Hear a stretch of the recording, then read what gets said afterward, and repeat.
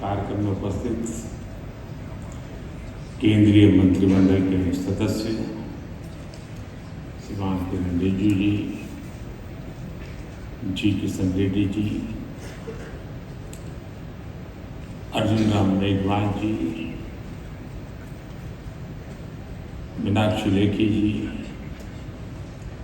International Buddhist conference के secretary general, देश विदेश से यहाँ पधारे और हमारे साथ जुड़े हुए सभी पूज्य भिक्षुगण,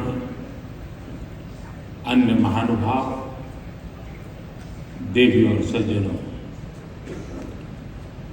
ग्लोबल बुद्धिस्ट समिट के इस पहले आयोजन में आप सभी दुनिया के कोने कोने से आए हैं। बुद्ध की इस धरती की परंपरा है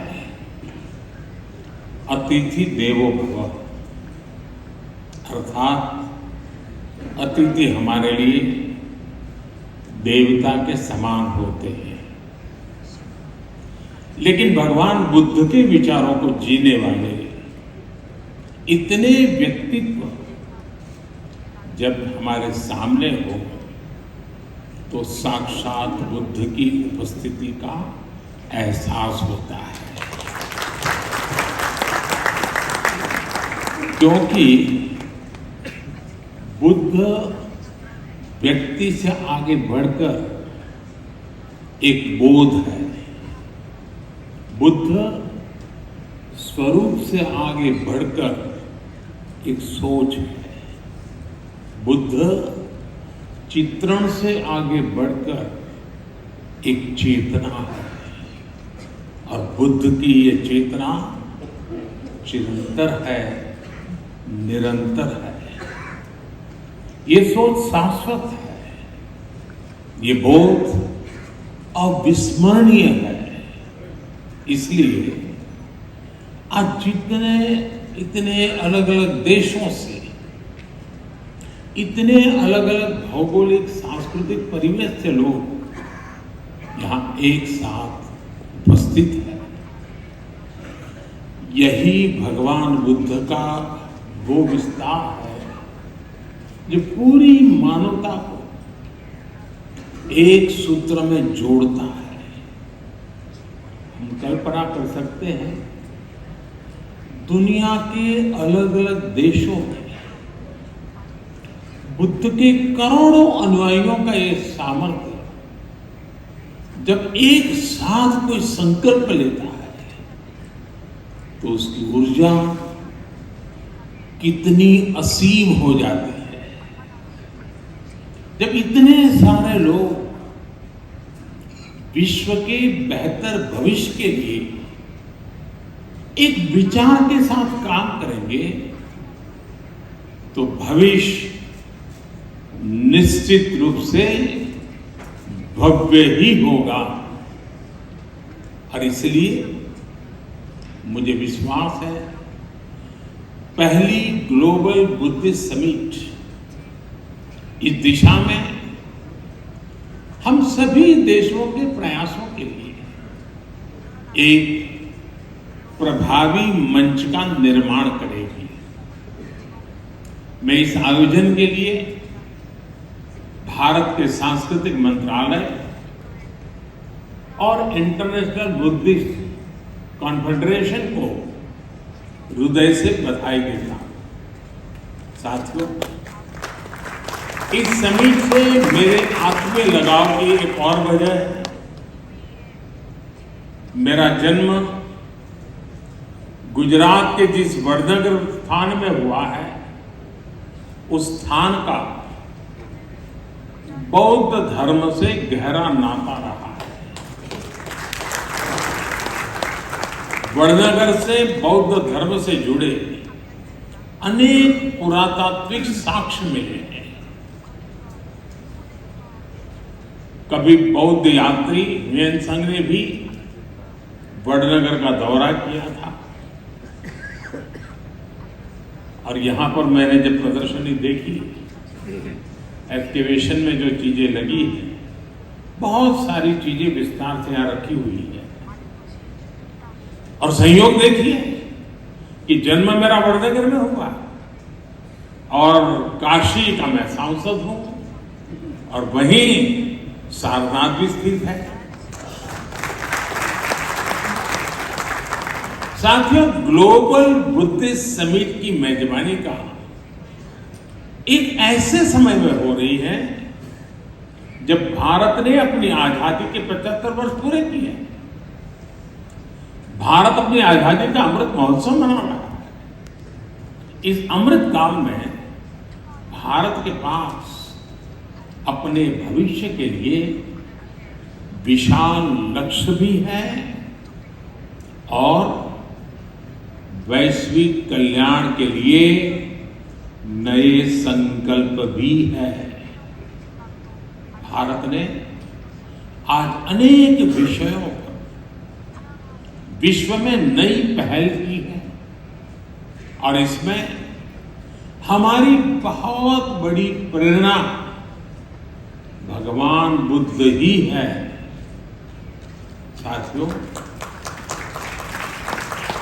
आप सभी परिचित है कि बुद्ध का मार्ग है परियक्ति, पटिपत्ति और पटिभेद, यानी थियोरी, प्रैक्टिस एंड रियलाइजेशन। पिछले 9 वर्षों में भारत इन तीनों ही बिंदुओं पर तेजी से आगे बढ़ रहा है।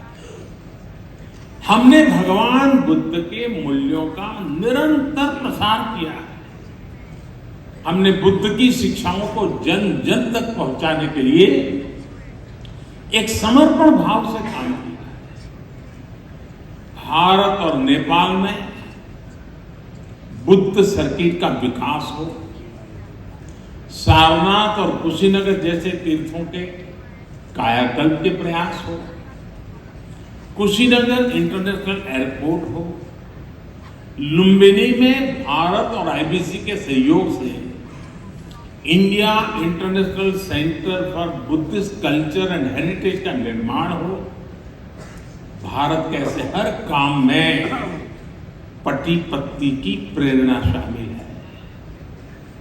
ये भगवान बुद्ध की शिक्षाओं का प्रतिवेद ही है कि भारत विश्व के हर मानव के दुख को अपना दुख समझता है। दुनिया के अलग अलग देशों में पीस मिशंस हो या तुर्की के भूकंप जैसी आपदा हो, भारत अपना पूरा सामर्थ्य लगा हर संकट के समय मानवता के साथ खड़ा होता है, मम भाव से खड़ा होता है।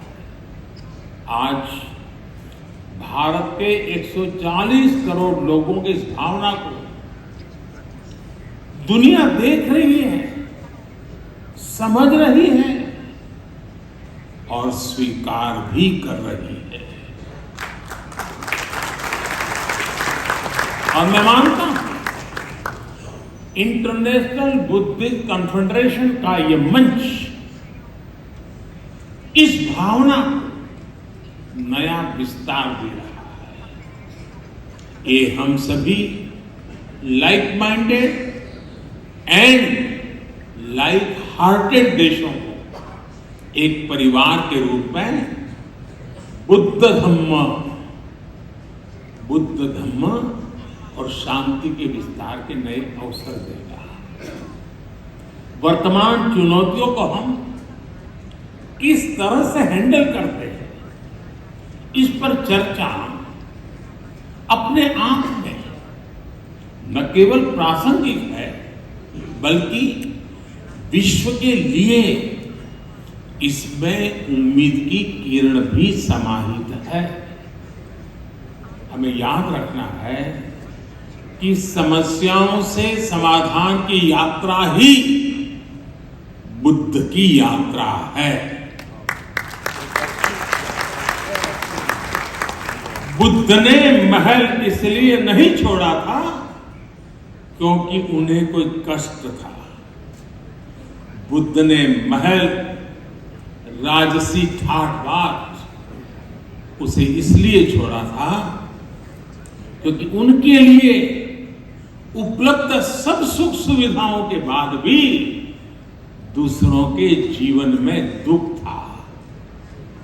यदि हमें विश्व को सुखी बनाना है तो स्व से निकलकर संसार, संकुचित सोच को त्याग कर समग्रता का ये बुद्ध मंत्र ही एकमात्र रास्ता है।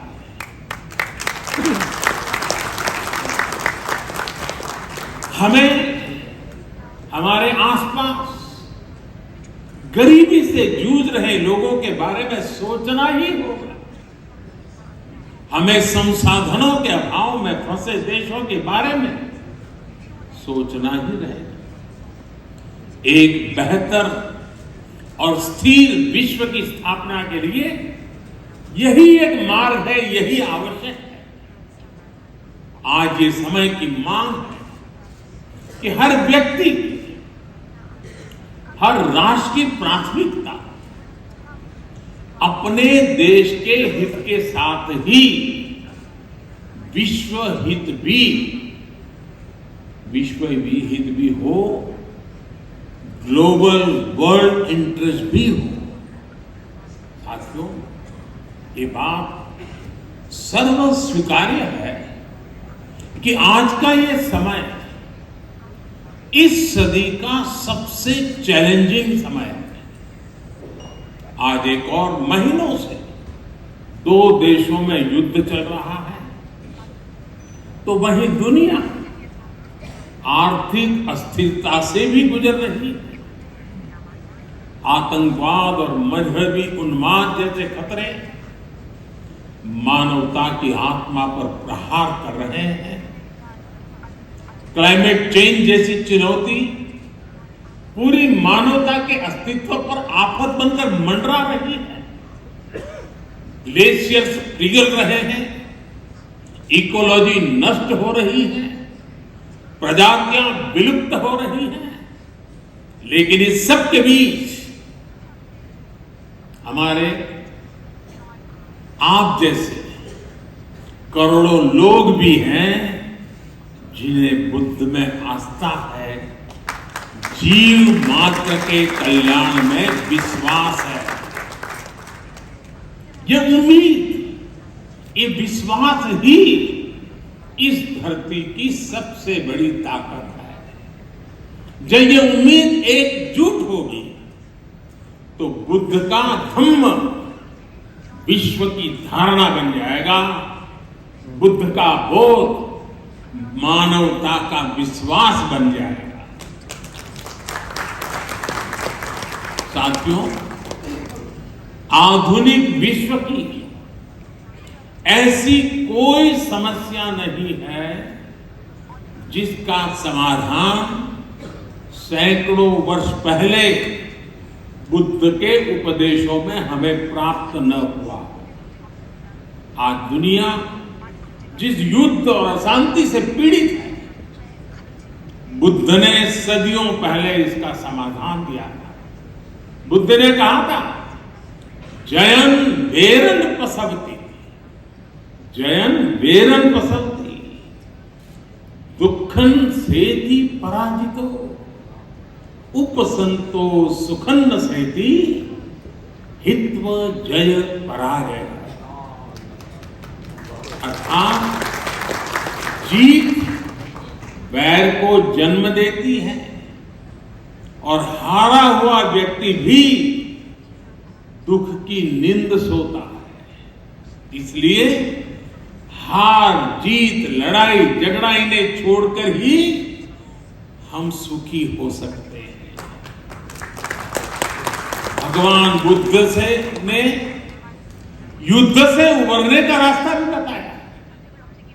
भगवान बुद्ध ने कहा है, नहीं वेरेन वैरानी सम्मति उदाचन अवेरेन च सम्मति एस धम्मो सनातनो। अर्थात वैसे बहुत बड़े कम शब्दों में बात बताई है। वैर से वैर शांत नहीं होता है, वैर अवैर से शांत होता है। भगवान बुद्ध का वचन है, सुखा संगस्य सामग्री समज्ञानम तपो सुखम। अर्थात संघों के बीच एकता में ही सुख समाहित है। सभी लोगों के साथ मिलजुल करके रहने में ही सुख है।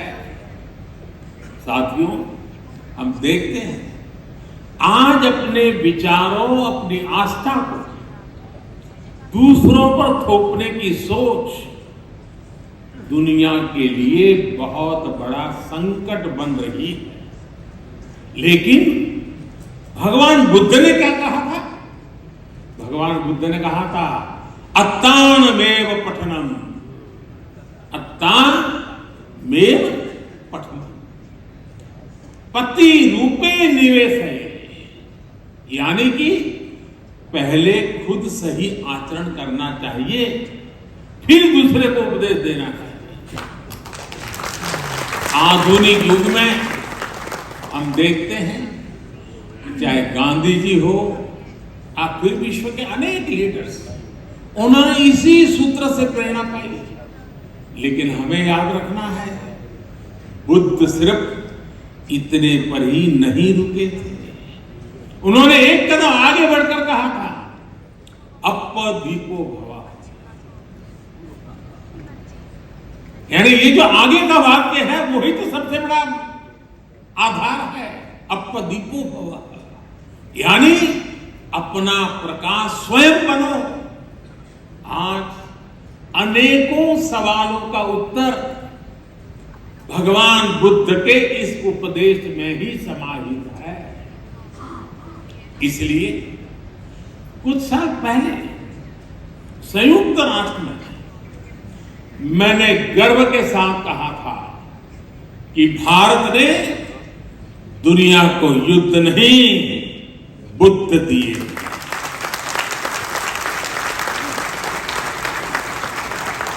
जहां बुद्ध की करुणा हो वहां संघर्ष नहीं, समन्वय होता है। अशांति नहीं, शांति होती है। साथियों, बुद्ध का मार्ग भविष्य का मार्ग है, सस्टेनेबिलिटी का मार्ग है। अगर विश्व बुद्ध की सीखों पर चला होता तो क्लाइमेट चेंज जैसा संकट भी हमारे सामने नहीं आता। ये संकट इसलिए आया क्योंकि पिछली शताब्दी में कुछ देशों ने दूसरों के बारे में, आने वाली पीढ़ियों के बारे में सोचना ही बंद कर दिया।